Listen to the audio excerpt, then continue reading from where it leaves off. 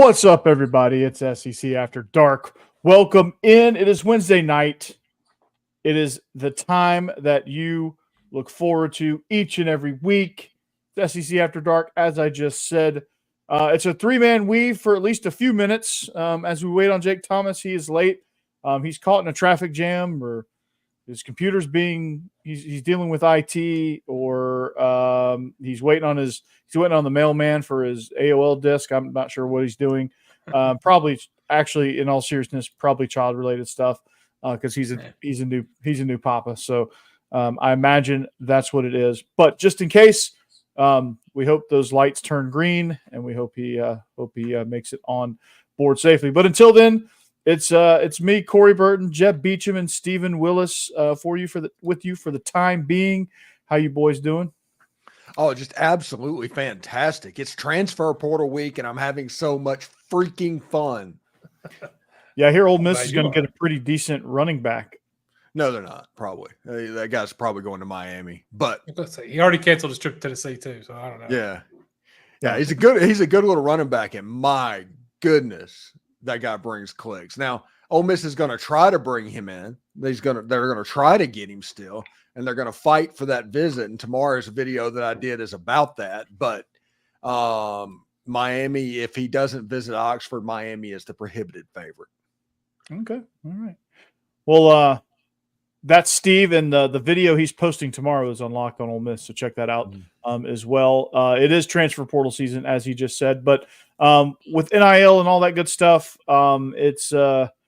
it's going to get really, really interesting. But before we get really, really interesting, I want to tell you that we're presented by DeadSoxy. Speaking of NIL as well, you can help out Ole Miss NIL right here at DeadSoxy. Steve is holding up some dope new socks. Says beer showers. Beer showers. Okay. Right. And Ole Miss. There you go. The classic socks. So you can get all the socks that you want. They don't have just to be regular socks. Here's just regular tube shot. There's a regular tube sock right there. Looks like a 1985 special. Yeah, Jason sent me some new stuff to get me updated, and I appreciate that. Jason, I would like to up my sock game too. So if you could send one of those free samples over this way, I'd like to try it out. So anyway, you don't get free samples though, but you need to visit the website, DeadSoxy.com, and pick out your socks, man, and support NIL Ole Miss. Support Ole Miss NIL with the purchase of the socks. You get a clean, fresh-looking box like what's behind Steve right there. You get with the membership, you get a 25% discount on everything you purchase, free shipping, and I think they're still giving a free gift. I'm not sure. I hope they are. If they're not, I blame Jeb. All right, so Jeb's fault. Visit DeadSoxy.com now. Order your socks. Get your sock game right, and as always, stay soxy. All right, and then if we make any picks, which I don't think we're making picks, so we're still going to talk to you about pickles, but we're not making any picks. But if we were, betonline.ag is that source for all our betting lines. If you want to bet it, betonline.ag has it, including an online casino. So if you really want to bet it, they absolutely have it. So online slots, blackjack, poker, all that good stuff. So visit betonline.ag now. Enter the promo code Bleav. That's BLEAV to get a 50% welcome bonus on your first deposit. That's BLEAV for a 50% welcome bonus on your first deposit. So betonline.ag is where the game starts. Steve. Hey, it is time to get locked on pickles, everybody. Stewart's Cajun Pickles, that is. They offer a variety of Cajun spice products like pickles, green beans, okra, even carrots, and asparagus. They're family-owned on the Gulf Coast of Mississippi. Their Stewart's Cajun Dill Pickles have been pleasing pickle lovers for over 20 years now, and they have become the South's favorite pickles. You can find these pickle products online at thepickedstore.com or at your local Rouse's Market or other Southern Gulf Coast stores. Be sure to like Stewart's Cajun Dill product on Facebook and Instagram. Try these pickles, okra, and beans today. You will not be disappointed. Stewart's Cajun Dill Pickles, the South's favorite pickle. All right. So we got a great show lined up for you guys today. As if I didn't need to mention that, but it is portal season. There's a lot happening with the portal stuff. And welcome, Jake. Yeah. Sorry, fellas. Corey, you know this like I do now, being a parent, but after the bottle, and they're just so tired that they will not go to sleep, and they're just crying their eyes out. That's what I was overtired. Yeah, that's what I was experiencing. So Cassidy was like, "I need help," and I said, "I got you. I'll just tell the boys I'm gonna be a few minutes late." So, Nice. Hey, how you doing, guys? Pretty good. Welcome. Pretty good. You just missed all the ad reads. Well, I didn't miss much, then, did I? No. Yeah, and the socks. And the socks and your shower right now. Yeah, and Stewart's Cajun dill pickles. Make sure you refrigerate them, Corey. Yes. Yep, I got it. The sip After that, Ole Miss. Yep. the sip. Commit to the sip. So, Jake, it's portal season, man. Anything happening with Alabama? It's been kind of quiet right now. Really, the only portal news and news up to date is on the basketball side. Really. Yeah, y'all's team is transferring away. Pretty much. But we got a lot of guys coming in. I think we got like 8 wings coming in. It's 5 to 8. It's going to be weird. So, some of the guys want to leave. So, is it lemon pepper? Yeah, well, wingers, wings, so. Lemon pepper wings are very, very underrated. Very underrated. Some places they're properly rated as elite, but some places don't do them justice. But yeah, on the football side, nothing yet. I do expect to see several names in the portal, though. I mean, Georgia lost Andrew Paul, running back, who was going in beast mode in the spring game, but he just. He's going to be the 4th guy out, so he wants to get some playing time. So I don't blame him one bit. There'll be more to follow, I'm sure. But Vandy's lost 4 already. Lost an offensive lineman in a position that they can't afford to lose. Oh, really? Yeah, Jeb, suit up, man. You and I are going to be starting on Vandy's offensive line here before too long. Good God, no! I wouldn't. I'm not going to wish that on anybody. No, the only position that I wouldn't wish less on would be the quarterback that has to play behind that. Oh, we'd be badass, dude. Nothing's getting by us. Vandy's to say Vandy needs offensive line is an understatement. So I imagine the entire Louisville offensive line that just entered the portal. Hopefully, we can nab 1 or 2 of those. Tennessee needs offensive linemen too. We may fight you for them. Yeah. And one of those guys from Louisville transferred from Houston back in January. Oh, wow. And now he's back in the portal. Because I remember doing a show about him when he was in the portal back in January. Yeah, it's portal amazing. This portal stuff is so weird. And now they've decided unlimited transfers can start right away. Just pretty much is the way it's going to be from now on.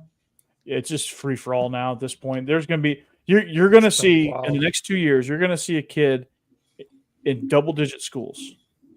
That's insane. That is insane. Well, the funny thing is, this is not. I talked about this on my radio show or my podcast that's going to air tomorrow. Is that this is not abnormal? This is how professional sports in this country operate. The Pittsburgh Pirates are literally known as the Pittsburgh Pirates because every year they would go around and recruit other teams' best players and take off their roster. That's how the Pittsburgh Pirates became the Pittsburgh Pirates. Right. So this is not something that's abnormal. It's just we haven't gotten to the point where contracts and ways to maintain a roster can happen. Yeah, that's the thing. At least in professional sports, you can sign somebody for 2 or 3 years and know they're going to be there for most of it. And they can't leave until you. Unless they hold out. Yeah, well, they can't leave or they can't do anything until you cut them. Yeah. In baseball, this whole situation, this free-for-all that they went through ended up with the reserve clause being a thing. That's how baseball fixed it. Yeah. It's just in college, it's going to become a poaching thing. I mean, you're going to have to have part of your staff dedicated to scouting other teams and trying to steal their players away. Right. They already do. Lane Kiffin, Ole Miss has a player personnel department that has a salary cap manager and like 4 managers in there that serve different purposes. Even I just didn't expect. They just beefed up their staff. They've got a guy now that's director of college scouting. College scouting. I like that. Yeah, I just didn't know that was going to become a permanent thing. It's it's a thing. And then they turn into Florida Gators. And they're just making up different names and stuff. The game.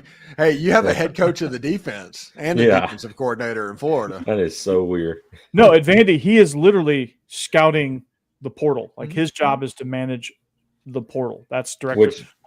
Like director of you have to have now. Pro personnel. Yeah, right, Jeb. You got to have somebody like that now. Yeah. Even teams like Alabama and Georgia are going to have to start doing this. I mean, just right.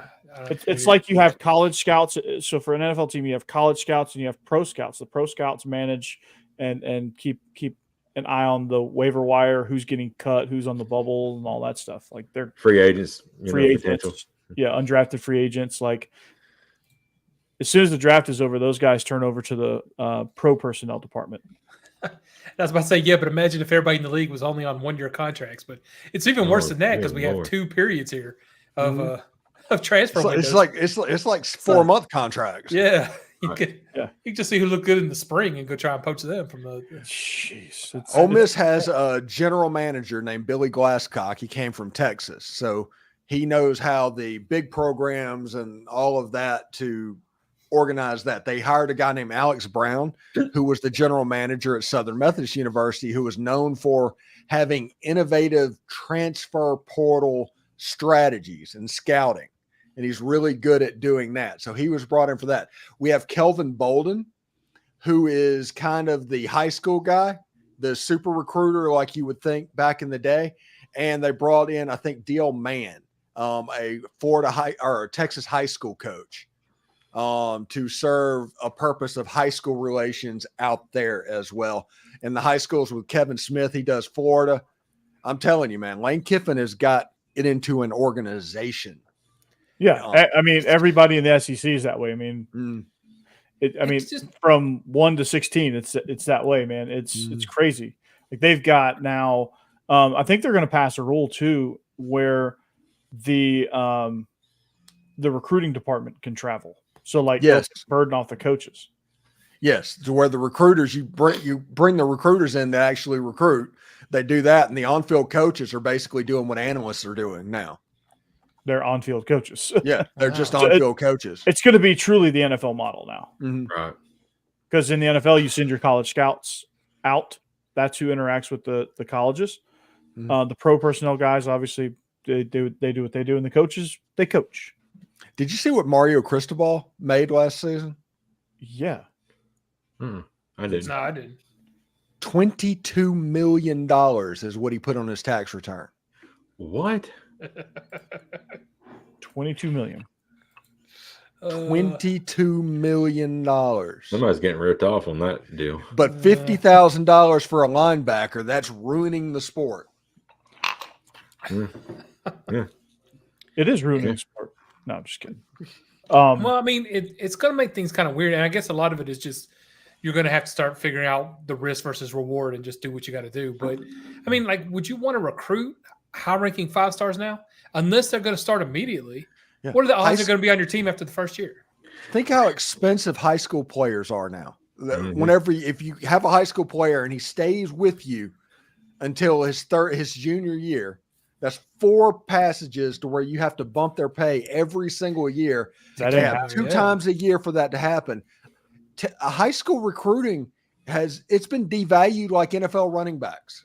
Yeah, because think about if it was Arch Manning, if it wasn't Arch, but a guy in that same situation, would he still be at Texas? I mean, Arch, I understand Mannings are different and he's sticking with it, is his commitment, but most people wouldn't. They'd been gone. I think he's staying at Texas because he realized he's probably not that good. Yeah, well, that might be true, but but I think he's on fraud alert, and he has been for 2 or 3 years. Yeah, I agree. Here's the thing, though, about the high school recruiting and all that. Now, I mean, why would you go to the high school to get these 4 and 5-star players when you can go to the portal and get proven players? From other, and it's kind of devalues the high school recruiting. In fact, that these high school recruits now may have to go to like a D2 to work their way up into the portal the year after. Perhaps. Yeah, so you're going to see a lot of these, and like there's going to be the surefire guys that end up at Power 5 programs, like Right. no matter what, like the Rivals 100 or whatever service you subscribe to. That's going to be like, there's going to be like 100 guys that go to like these big time colleges. So there's going to be a little bit of that, but like the majority of them, and the majority of like kids that Alabama's going to get, Ole Miss is going to get, Georgia's going to get, these SEC Big Ten schools are going to get, they're going to go, like a lot of these kids that would normally sign at like Michigan State or Purdue, they may end up starting to sign at places like North Dakota State, Buffalo, Arkansas State, Jacksonville State, these G5 schools and FCS schools, and then get poached from there. So like those are going to turn into a feeder. So all your high school kids are going to go to these G5 schools, which is why they need to have a national championship of their own. And then they're going to feed up to the Power 5. Yeah, you honestly have a minor league system that is developing. It's just naturally happening. Yeah. I'll be back in a minute, guys. Okay. Godspeed. So yeah, it's going to be like FCS is going to be like single A ball. G5 is going to be like double A ball, and like low level P5 schools are going to be like triple A, like your Rutgers and your Vandy's and your North Carolinas. Oh, no. I think the major leagues is going to be the SEC and the Big Ten schools. And it didn't matter if you're Vanderbilt or Rutgers or if you're Alabama and Georgia or Ohio State. I think like the Big 12 and the ACC, that's going to be like triple A. Yeah. Double A would be like the G5 and single A would be like FCS. Yeah. And you're going to get guys from those guys are going to be the ones entering the portal. The high school guys will kind of fill in. And then the surefire guys would be equivalent to the guys that go straight from high school to the NBA in basketball. Like that would be the equivalent. Like they're jumping straight into the big leagues.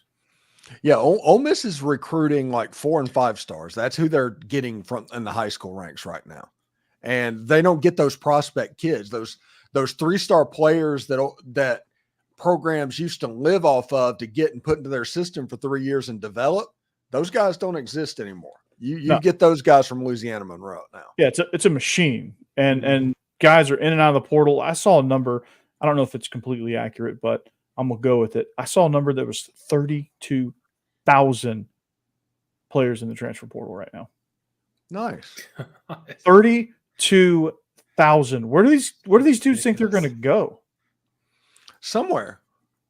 No. They're just No, that's what they think. They think they're going to go somewhere. They don't have any plan, Yeah, it's crazy. It's like, and somewhere for a lot of these guys is going to be like Alcorn State. Yeah. Or Valdosta State, or like Lane College or somewhere. I'm thinking. Listen, one thing that we have had happen in our society over the last several years is the fact that we just avoid consequences and we try to protect from consequences, and all of the consequences, they're evil. So we need to protect these kids going into the portal from the consequences of ending up at a lower level and not in as good of a situation. Well, that's not the way life works. You made the choice, live with. Yeah. If you bet on yourself, sometimes you lose. It's like last year when Spencer Sanders came to Ole Miss. He said, I always bet on myself. He was like, well, you're eventually going to lose. Snake eyes are eventually going to come up. And that's exactly what happened. And like I said, if these kids want to get into the transfer portal, let them. If it doesn't work out, they got a story and something to regret for the rest of their lives. Yeah. And sometimes they get lucky and the school that they left will take them back. Yeah. And sometimes they end up in a better situation, and sometimes they end up nowhere. Yeah. And they end up being a walk-on at a D3 school because they can't – there's no room for them anywhere. But the other side of this, and this is a positive thing, is now let's say the SEC and the Big Ten schools like Ole Miss, even Vanderbilt. After spring practice, they have exit interviews. And in those exit interviews, the coach tells them to get into the portal because they're not going to play where they are, because the coach wants those open scholarship spots for the transfer portal of their own. So Yeah. all of a sudden you have Power 5 guys who have no chance of getting on the field, having a chance to go down as like a second bite of the apple to kind of find their level.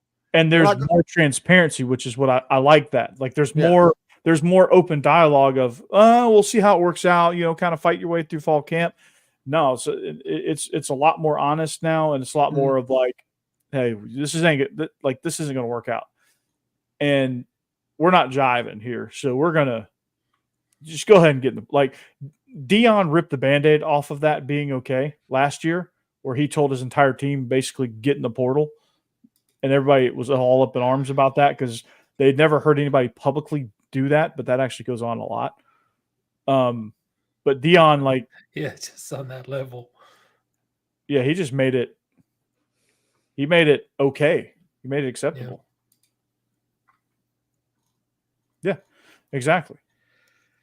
Like I'm here because I made some decisions to move to Nashville, and I met Steve and all that good stuff, and here we are, rocking like a hurricane. Yeah, it's one of those things. Now everybody's talking about Deion ripping the Band-Aid off of that, but let's not act like Nick Saban didn't invent basically processing players. No, 20 years ago. Deion just ripped the Band-Aid off of it being public. Yeah. Like he was like, now it's like, bam, it's right there. Like everybody knew Nick Saban was doing it. But Prime is like, hey, he just made it sound cooler. Oh, by the way, we're about to do a little Big 12 after dark. Yeah, get into that. Did y'all see the Instagram message from Shiloh Sanders? No. What did he do? Oh boy! It said for all prospective athletes that want to get into the transfer portal, offensive players DM me or DM Shadur Sanders. Defensive players DM me, Shiloh Sanders, and at the bottom it says, "This isn't last chance you." Which, whenever you hear that, is like, okay, of course. Now all I can think of is this is last chance you. Yeah, that's yep. So they just need to fire Deion and get the real coach JB. Is that what needs to happen here? No. The real last chance you is Buddy Stevens. I will not hear any any Jason Brown slander. Buddy Stevens was the dude. Oh God, those guys are freaking nuts, man. You got to beat a Coach JUCO, I guess. Yeah. I was sitting there.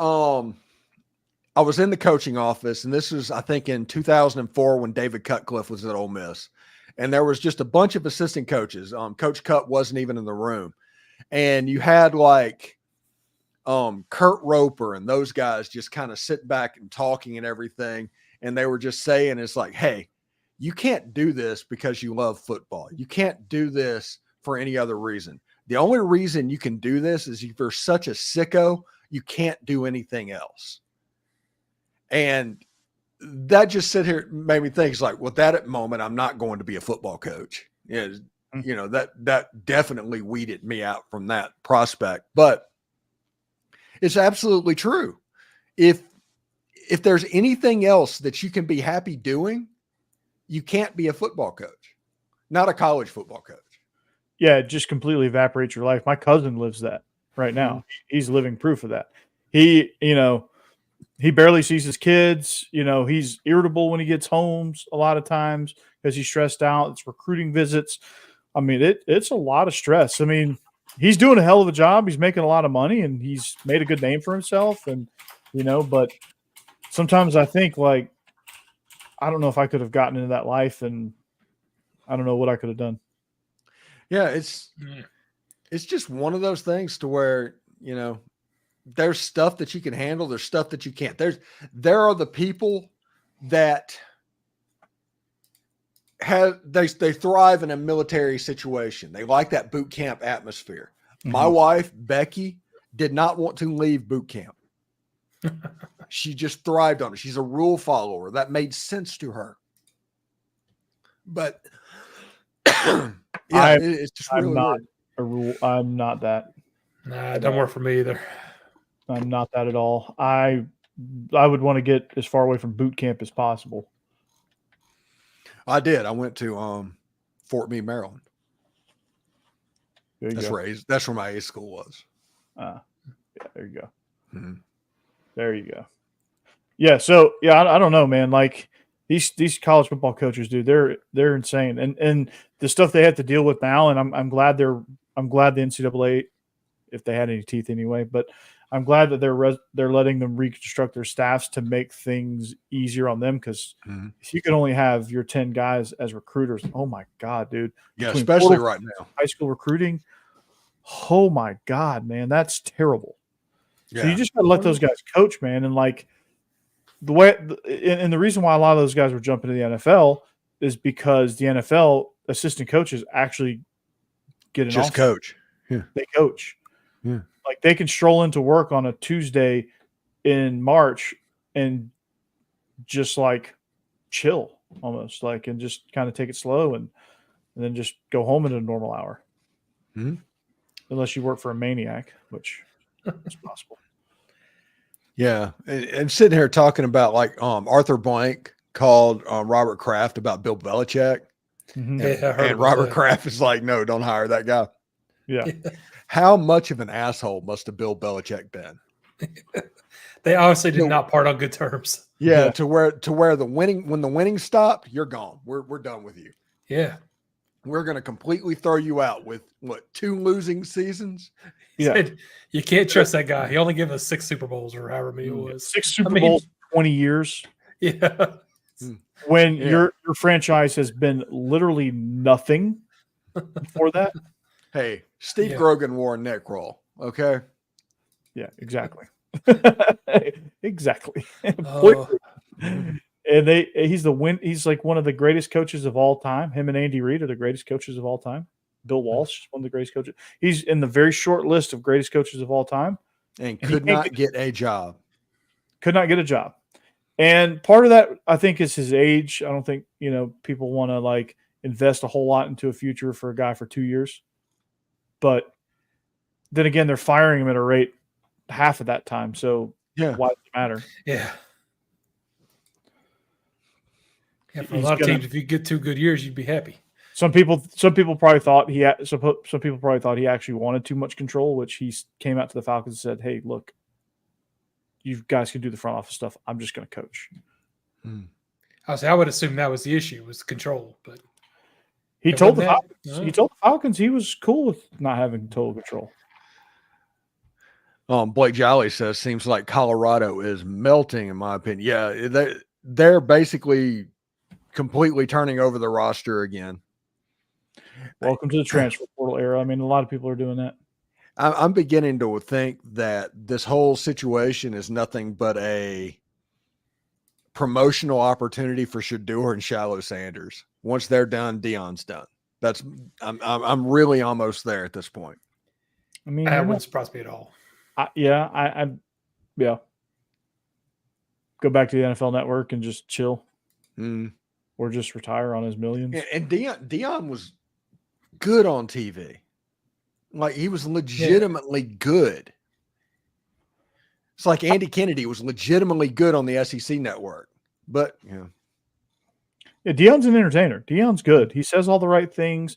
I think there's something to him. I just think he's a little too much showman, and that gets in the way of him being an actual coach, which I think he's actually sometimes he's a really good actual coach. And then he goes and, goes into prime mode, and all of a sudden just kind of, he like builds the sandcastle and then kicks it over and then rebuilds it and kicks it over again. And like, doesn't want to keep building on it. He just keeps kicking it over and having to start over.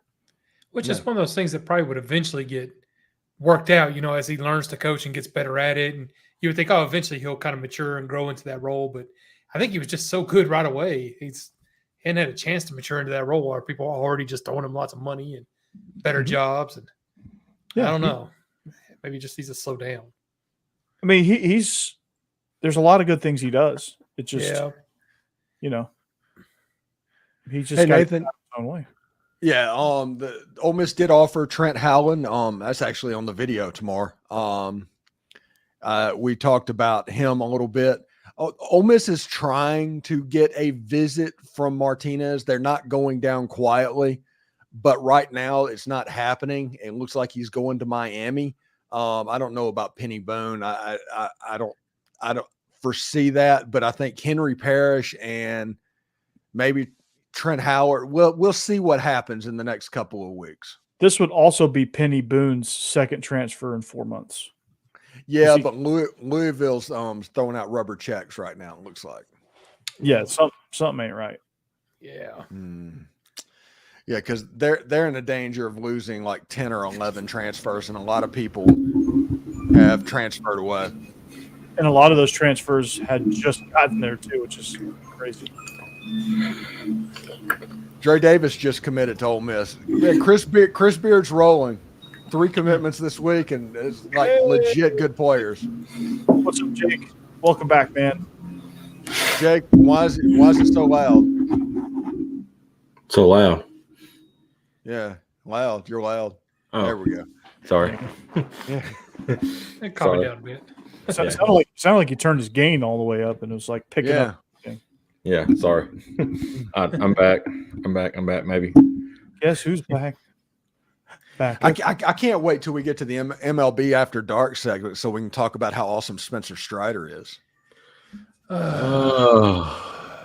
right, well, let's get into portal for UGA then. Let's get into the second topic. We'll be real quick with that. All right. Well, seriously, we need to ask Corey this question, and we honestly can ask Jake a little bit that too. What is the portal like for Georgia fans? Is it just like other people just attacking you? Yeah. You're not really building that way. I mean, what is it like to be a Georgia person in the transfer portal? It's hoping that you can hold on to some of your top guys and just building depth, or like getting one piece here or one piece there. And, you can be picky. Like Cormani Jones from Colorado's in the portal, and Cormani McClain. Yeah, kind of. Why did I call him Jones? Is he looking at Georgia? Yeah. Cormani McClain. Yeah. Cormani Jones might be looking at Georgia too. I don't know if we'll take him, but he might be looking too. Mm-hmm. But yeah, Cormani McClain is, and getting top cornerbacks is something we need, and there might be somebody. I think there's one of our corners, Humphreys is kind of, he's been like wavering. He was wavering back in January and he decided to stay.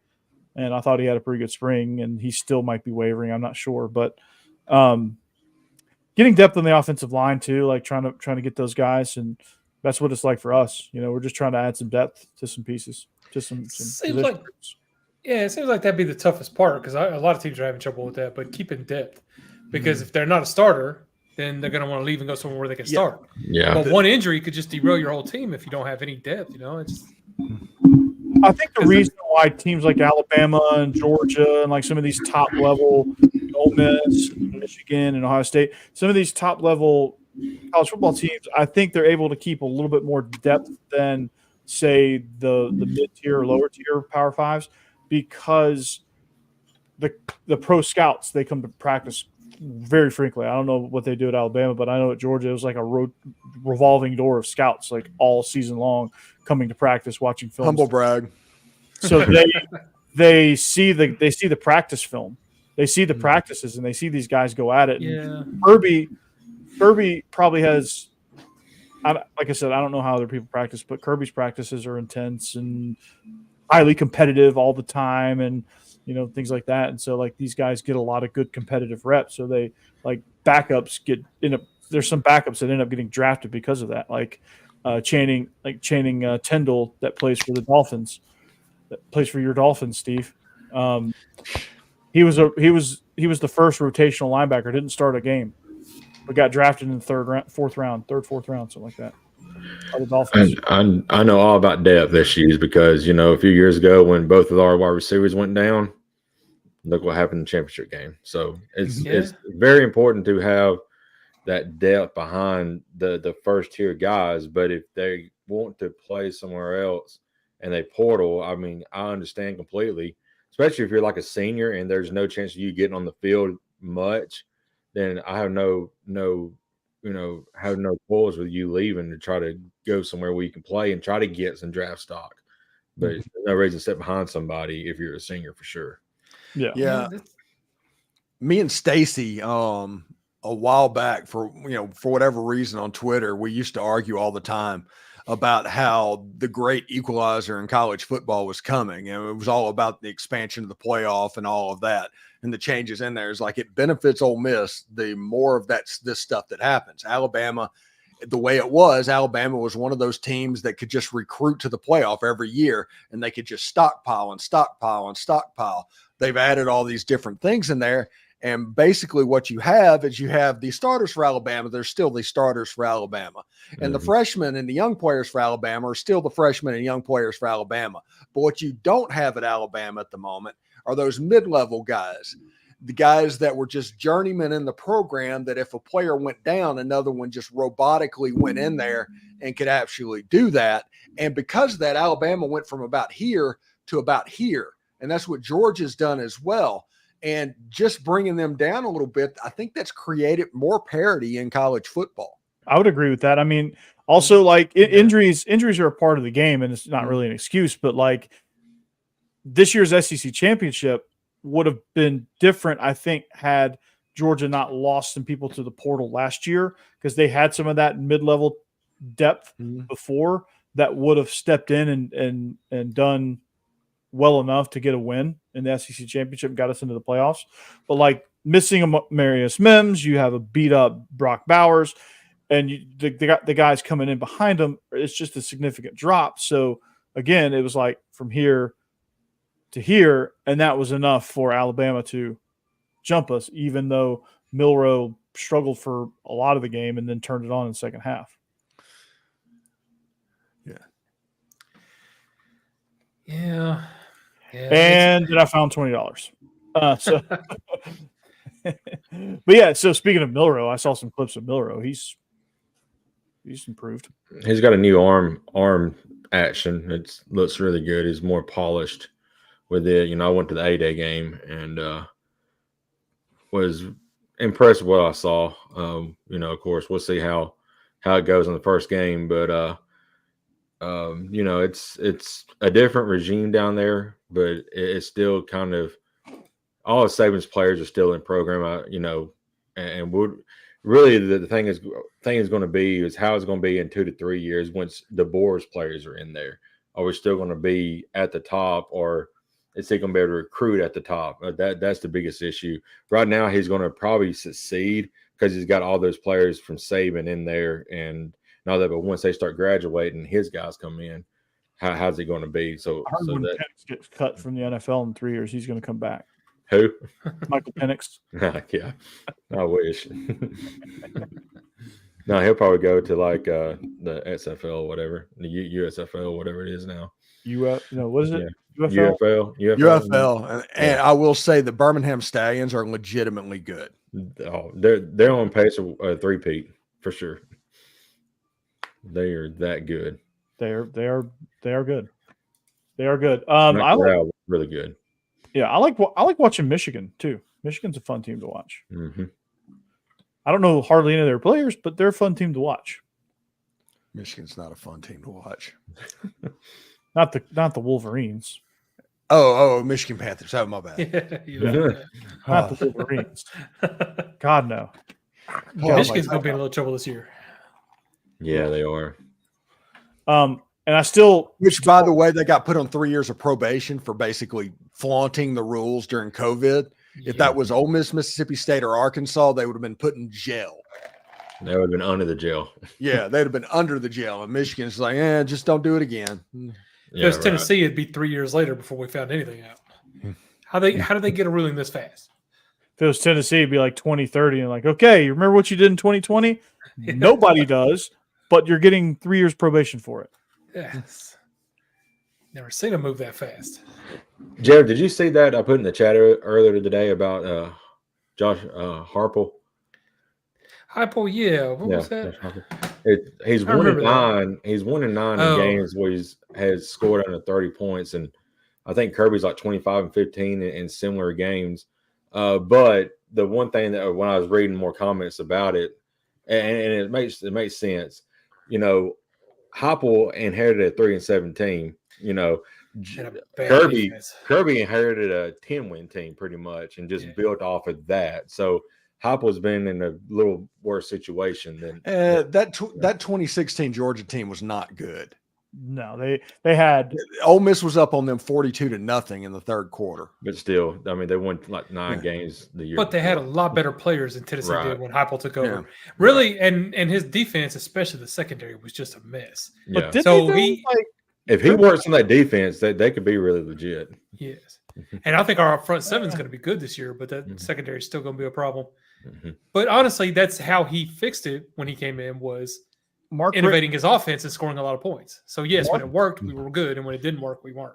But Mark Richt quit recruiting offensive linemen.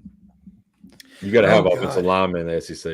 He quit recruiting offensive linemen. That's Derek Dooley did that to us. That was so horrible. Gus Malzahn did that to Auburn too. Mm-hmm. Yeah, he just stopped, and then he had one of the worst things you could bust do. a quarterback, and yeah, no, that'll wreck your team pretty fast. he had a run like he didn't have a quarterback. Like Georgia didn't have a competent quarterback until Jake Fromm stepped in between Aaron Murray and Jake Fromm, which is a pretty sizable gap. That's true. They started guys like Hudson Mason, Grayson Lambert. And yeah, I'm not saying anything about Georgia's coach. I'm just saying on Heupel's side, that's the way I look at it. Is he had no defense. He did what he could do when he came in, and that was fix the offense because that was his thing. Yeah, the problem with Josh Heupel, he's good. Kirby fixed the defense first, and then the offense followed suit. And Kirby is a freaking recruiting animal, and that's how he got. Kirby's team would have been, if he didn't recruit as well as he did, that his teams would have been a lot slower getting started. But he recruited his ass off. Yeah, that's how he got it. And you could just see what they focus on because that's what Heupel's been doing too on offense. We've got 5-star quarterback this year. We got a 5-star quarterback coming in next year. 5-star wide receivers. That's what he focuses on. Yep. And the difference in the two mindsets is Nick Saban. Yeah, Kirby is the only Nick Saban assistant really. I kind of consider Lane Kiffin because I don't know if he was there long enough to really. I don't know. I think Lane Kiffin is a Pete Carroll assistant. I that's who I give Lane Kiffin credit for, is the Pete Carroll. Yeah. So Kirby is the only true Nick Saban assistant to go on to get a head coaching job that truly soaked in all that knowledge. And what about Billy Napier? No. Oh, G5 Billy, baby. LinkedIn Billy.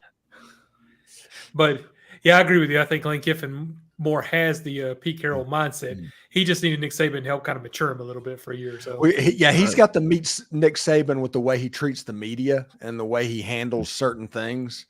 That is Nick Saban, but the general program and everything, there's a lot of Pete Carroll in that game. Now this year Lane is like, he's acting differently this year. He's acting like Pete Carroll acted like in his latter years at USC, where everything was just real loose. Well, it's not loose. No, he's gone full Nick this spring. Yeah, Lane Kiffin on Twitter with like the Grove Bowl games and the Twitter stuff. Oh no. That right there is all a Lane Kiffin thing to get PR. But the whole idea is he is being uber secretive about depth charts and schemes and anything that can be taken football. He wants to make sure that doesn't happen. Oh, that's all football coaches. Yeah, but he's like, this year is at a different level. Last year they had open scrimmages to where people can go in. No, they didn't do that this year. They didn't even tackle this spring. Interesting. Yeah, Ole Miss is going to be interesting to find out how all that works this year, man. It's going to be fun to watch. Yeah, if Ole Miss loses to Kentucky, and we find that, and better players, by the way. If you'd have tackled in April, it might not have happened. Yeah, no, I see those comments. That's the way that works. Yeah, that's that how that happens. Oh yeah, definitely. Mm-hmm. Which, I mean, like in college at this level, tackling to the ground, really, like you do it a few times and you're good. Yeah, because you got to reintroduce your body to hitting the ground. Yeah. He's protecting his roster. He's trying to make practice as fun as possible, is to make being a part of the program fun. That is his whole MO, to protect against the next 10 days. And that is everything's going to change on May 2nd. That is Pete Carroll to a T. Yeah, everything is going to change on May 2nd, but getting through May 2nd, that was his goal and has been his goal for the last 6 months. Pete Carroll. Yeah. That is Pete Carroll. Especially with Princely and Mommy Ellen and Walter Nolan and Pooh Paul and those guys. Yeah. There you go. Yeah, so it's, again, I think it's one way, half dozen the other. I mean, I think the guys at Georgia they just love competing. They have fun with that, chirping each other, I'm sure, and doing things like that. And Alabama's the same way because, obviously, those guys. The old saying is iron sharpens iron. So, yeah. And every school's going to have to find their way of keeping people around. Like I said, Georgia does a good job with bringing in scouts and making sure players know that they're still being seen, even if they're not starting. But it's going to – I don't know. It's I thought they were going to have more rules and kind of rein all this in. It sounds like they're going the other way and just saying we're just going to open it up and let you do what you're going to do. And let you feel the consequences of your decision. Like, hey, you decide to get in the portal, then don't come crying to me if you end up at Delaware State and you thought you were going to end up at Ohio State. I love the portal and what they're doing because no offense to Delaware. We have legitimately got 10 months worth of content. Yeah. It's just going to give some of us fans heart attacks constantly. I see one article in there of a list of potential schools for a player. I can turn that into 5 content items. I just draw it out different angles and stuff like that. Yes, it makes my job easier. Honestly, the fan perspective obviously needs to change. You're just see the word Tennessee in a headline, I cringe now because I don't know what's happening. Yeah, Tennessee loses this to the port. It's just the way it is. They're going to fill the rosters. There's going to be guys coming in. There's going to be guys going out. It's going to be one game of fantasy football. Okay, this guy leaves. Okay, that hurts. We get this guy in, and he's not as good. But then this guy leaves, and then we upgrade at that position. So it's you upgrade here, you downgrade here, and you win this one, you lose this one, you win that one. Then the goal is to win more than you lose in the transfer portal, and that's going to be college football from here on out. Fans just need to get used to that. They just need to get used to the fact that don't get too attached to these players because they ain't staying. Yeah, you're rooting for the laundry. Yeah, you're rooting for the helmet. Yeah. You're rooting for the logo. Sometimes I just feel like Lethal Weapon. I'm too old for this shit. You just appreciate the players that are there that year, and then your team's going to overhaul the next year. And then, I tell people all the time, there is no program. There is no program anymore. There's the 2024 team, and that is all you can plan on because you don't know what the 2025 team's going to look like. And it doesn't even matter if you're Georgia, because after the 2024 team, if Kirby Smart goes to the NFL, Georgia's going to lose 50 players in the transfer portal in January. Yeah. So not even Georgia is safe from a complete overhaul. Yeah, nobody is. Nobody is. Alabama's not safe. I mean, Georgia. I didn't complete it, so we still got our clean rating. No, we don't. Jeb lost. Yeah, Jeb did that a second ago. Oh, I can start throwing F-bombs now. No, no. There was a couple of years ago where Georgia lost 15 guys in the portal. Yeah, and only gained 3 of them back. Only gained 3 other players back. They and then they just backfilled it with high school kids. 3 or 4 of them ended up going to Arkansas, if I'm not mistaken. They followed Sam Pittman. Yeah. It was that year that you had almost the entire receiving core. That's why Georgia's receiving core looks the way it looks. That's why they just keep stacking receivers because they know those receivers. Georgia's going to sign 25 receivers because every year you're going to lose 6 of them. Yeah, Jamie French. They're going to go down and get him for French. For French. Yeah. So Colby Young, Scovey White, like all these guys are going to play because it's like guys are going to transfer in and out, and like it's going to be, it's crazy. Man, what I want to go see, and I'm going to do it probably this year, is I want to go see a Lakeland Dreadnoughts game so bad. There's always a 5-star on that field. What's stopping you? Yeah, nothing is. That's being a Friday night type thing. It's just a matter of going to Lakeland. I mean, they have a jumbotron and end zone seating in their stadium. Daggone. That's high school? Yeah. Lakeland High School in Florida. That's where Kamani McLean went to high school. Yeah. Daggone. And they always have a 5-star. Yeah, and Cormani Jones. There's some pretty cool like high school setups in the South. And especially in Texas, like those stadiums are ridiculous. Steve, you went out to the Army All-American game, didn't you? Shark bait, they probably do because he's not going to Mississippi State. He's likely going to Miami. Yeah. Miami's the leader in the clubhouse at the moment. Vandy has a better shot at getting him than Mississippi State. Yeah. Mississippi State got him out to visit. Yeah. I was going to say, he had interest in Mississippi State. I can't remember if I tweeted this, but I've been like, from my Locked On Vandy account, I've been tweeting every transfer portal that's an offensive lineman. I'm like, Vandy? Yeah. So I did that with Martinez. I'm like, Vandy? That's pretty funny.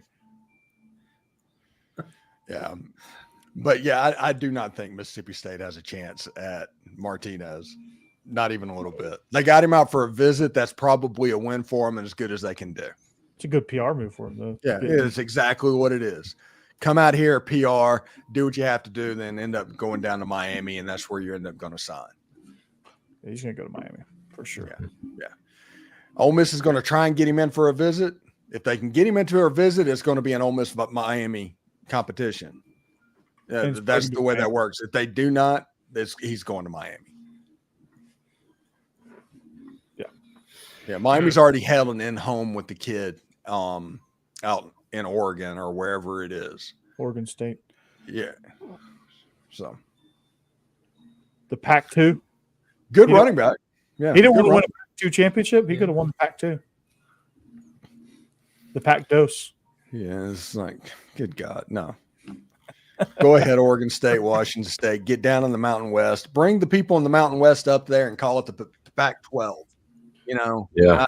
I don't particularly care one way or another. It's just a name at this point. Yeah, it's just do not do the Pac-2 thing. That's stupid. Yeah, that is highly stupid. Yeah. All right, Steve. Teach us how to throw like Spencer Strider. Huh? You basically like your elbow has to be falling off. And you're supposed to have like 103 mile an hour fastball, but at the moment it's like 84 miles an hour because you have no strength in your arm because you decided to throw a 75 mile an hour curveball to go with a 105 mile an hour fastball.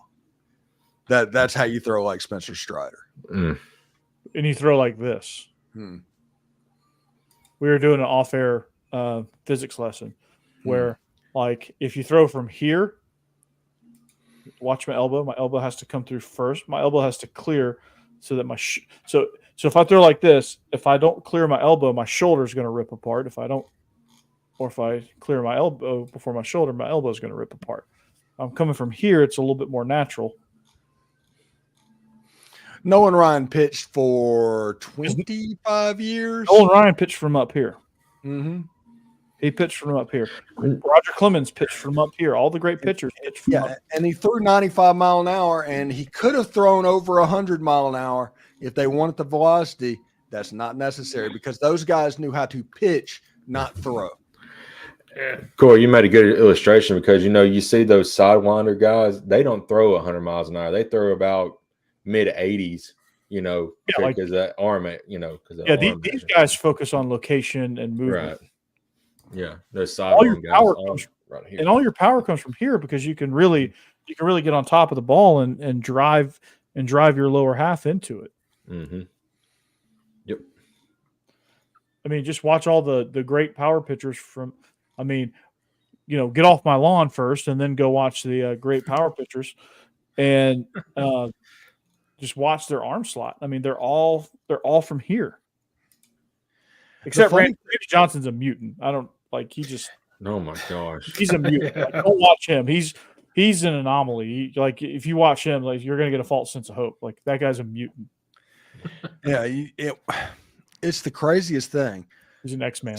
Certain pitches will be like come in and out of vogue because they're worried about hurting pitchers' arms. Like the splitter was not a popular pitch for a while because they were genuinely worried about that.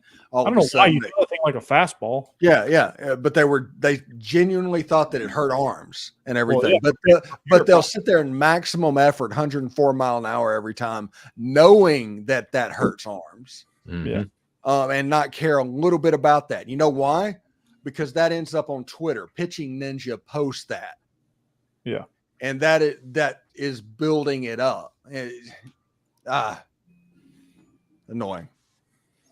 Yeah, that's why. Like it's like Jackson Jobe throws 103 miles an hour, has a crazy wicked slider, and I'm just waiting for the news report that he needs Tommy John. Mm-hmm. Yeah. I mean, you want to see the most easygoing 88 to 90 mile an hour pitcher. Watch Tom Glavine. I don't think there's any pitcher that's ever pitched that looked as comfortable as Tom Glavine throwing a baseball. Oh, Greg Maddux. Even Greg Maddux, he looked more comfortable than Greg Maddux. They both were the same kind of pitcher, though. But like you watch motion, so easy. It looked like they were just playing catch. Yeah, and that's kind of what they were doing because he wasn't having the field very often. Yeah. Greg Maddux was like, "Hey, I'm gonna throw a cutter here into your hands. Mm-hmm. You're not gonna hit it." Like the Larry Bird of baseball. Yeah, no, he really. Tell you what I'm about to do to you. Let me tell you what I'm about. He had a quote. Is like, yeah, because they asked him about like tipping, like stealing signs and like tipping pitches. He goes, "I don't care about that. I'll tell you what I'm going to throw. You're not going to hit it. This one's going to be up and in. Good luck." Mm-hmm. Yep. You're not going to hit it. Still, my favorite commercial of all time is the commercial, the Sherwin-Williams commercial where they hire Greg Maddux to paint a house, and they're like, "Yeah, it looks great," but all he did was paint the corners. Yeah. And Greg Maddux is sitting there like admiring his work. He's like, "Yeah." So proud of himself. Perfect. All right, Corey. Wait, no, where's Cassie? She's got to give me the. She's tending to the baby. Okay. I was going to say our assistant producer's got to give me the call. Go ahead and do it. 2 minutes. Kids ruining our flow. 2 minutes now. All right. So.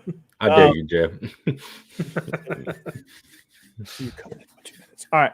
So we hope you enjoyed this show. This is gonna wrap it up for us here tonight. We thank you for listening. It's portal season, so things are getting interesting by the day, by the hour, by the minute. So yeah, you should catch us anywhere you catch your podcast, especially on YouTube, Twitch, Twitter, all that good stuff. You should follow all of us on social media. Follow Jeb at UTK Joe. He's going to come out with a show eventually that goes beyond this scope. He's going to talk about movies at one of these days, 80s movies especially. Like Captain Ron. It might be. Yes. I'm going to predict it's going to be before the next eclipse, which is like in 2045. Potentially. Yeah. Get ahead of yourself, Jake. The next full eclipse. So this is Jake Thomas, Tide Talk Live.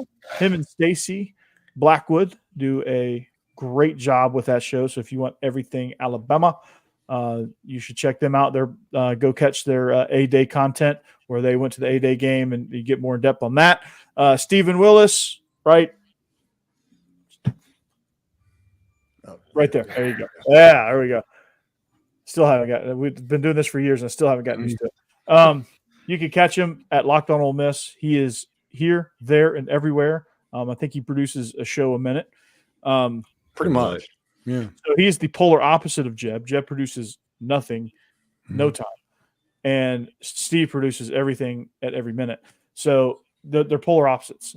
And you can he's at the Stephen Willis, by the way, and at Locked On Ole Miss, which I think he's going to be more active on that account as well a little bit. So catch his show, dude.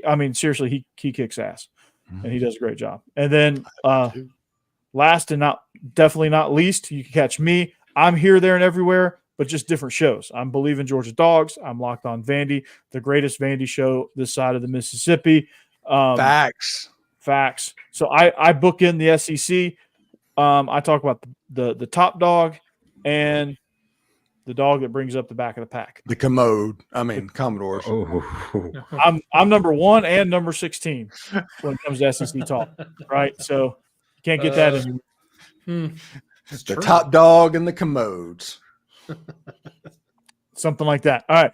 At Coach Burton 36, at Coach Corey Burton on Instagram, at Locked On Vandy, at Bleav_in_Dogs. I got a new Twitter account or X account if you really want to know for Bleav In Georgia Dawgs. So follow all of those accounts. You can see me everywhere.